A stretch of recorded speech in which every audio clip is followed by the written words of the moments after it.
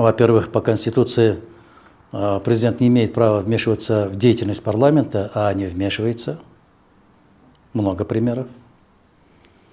Второе, несколько раз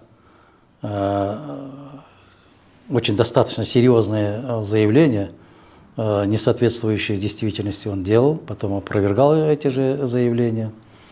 Того же вопрос про Комтора. Сначала говорил, что кто говорит национализировать Комтор, тот не меньше, не больше манкурт, он так назвал. А потом все-таки национализировалось. Так ведь?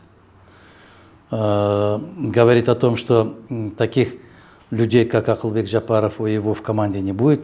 Это не то, что в команде, он сейчас главный человек, главная скрипка.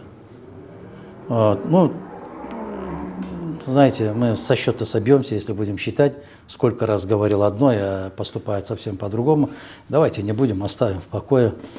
Для нас есть более важные вопросы, наверное, к сегодняшнему нашему обсуждению. Ну, допустим, если вы вдруг начнете инициацию эту, вряд ли Джуркул Кенеш, который был приведен им, пойдет на это, правильно? Ну, ваши коллеги задавали мне вопрос по золоте. По 19 тонн золота, а сегодня уже 31 тонн, да? Вопрос поднимается от 31 тонна там. Я тогда отвечал, говорил, что для того, чтобы проверить это все, парламентской комиссии не под силу, потому что парламент – это очень зависимый орган. Парламент – это, вы знаете, на сегодняшний день не может выполнять ту задачу, которая возложена по Конституции. Она не способна в силу своей зависимости, в силу своей профессионального качества. Надо создавать государственную комиссию. Независимую государственную комиссию с статусом достаточно высокого уровня. Выше даже парламентской комиссии. Вот тогда, может быть, что-то можно выяснить. А сегодня невозможно, потому что вся силовая структура работает сегодня не в интересах государства, а в интересах 2-3 людей. Это открыто надо говорить.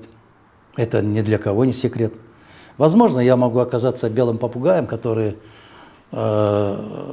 белой вороной, которая абсолютно не вписывается в эту картинку, да? Но поверьте, тысячи людей, когда со мной здороваются, встречаются, они сжимают руки и говорят: вы абсолютно правы, вы абсолютно правы, вы абсолютно правы. Даже наши коллеги, депутаты, когда выходят из зала, подходят и говорят: вы правы. Которые при этом в зале этого не говорят. Не говорят при этом, да. Потому что всеобщий страх. Страх. А вот там, где страх, Джамиля, это самая опасная ситуация. Когда человек не боится, он не опасен. Согласитесь? А вот когда страх, уже опасно, потому что не можешь предсказать, как поведет себя человек. Этот же парламент буквально если получится какая-то ситуация, они могут развернуться на 180 градусов, как было в случае с Орамбаем Джеймбековым. За 2 часа парламент повернулся так, что как будто с Луны свалились и появились новые депутаты. Так ведь?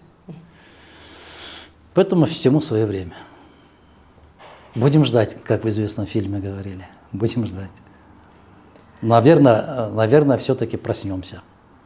Но у нас ведь были организованы государственные комиссии, которые исследовали вопрос гибели 2 заключенных в СИЗО ГКМБ. И как таковых результатов не дали. Вы думаете, эта комиссия Это сможет? не государственная комиссия. Это просто комиссия по расследованию. Видимо, там главную роль играет омбудсмен Кыргызской республики. В рамках председателем одной из комиссий был Эдиль Байсалов. Он кем является? Заместитель председателя. Вот этим все сказано. По социальной политике. Вот этим все сказано. Понимаете? Это страшно. А вот когда государственная комиссия создается вот председателем или членами этой комиссии должны стать те люди, которые абсолютно ни от законодателей, ни от исполнительной, ни от судебной власти независимые люди. Понимаете? Со статусом У государственности. нас есть такие независимые? А это в полномочия парламента входит формировать, инициировать создание государственной комиссии. Но, к сожалению, эта инициатива, я же говорю, как только поднимешь эту инициативу, ну, максимум получит 12 человек, 12 голосов. Остальные-то там завтра будет ругаться будет, по СМС управляется. Это тоже факт.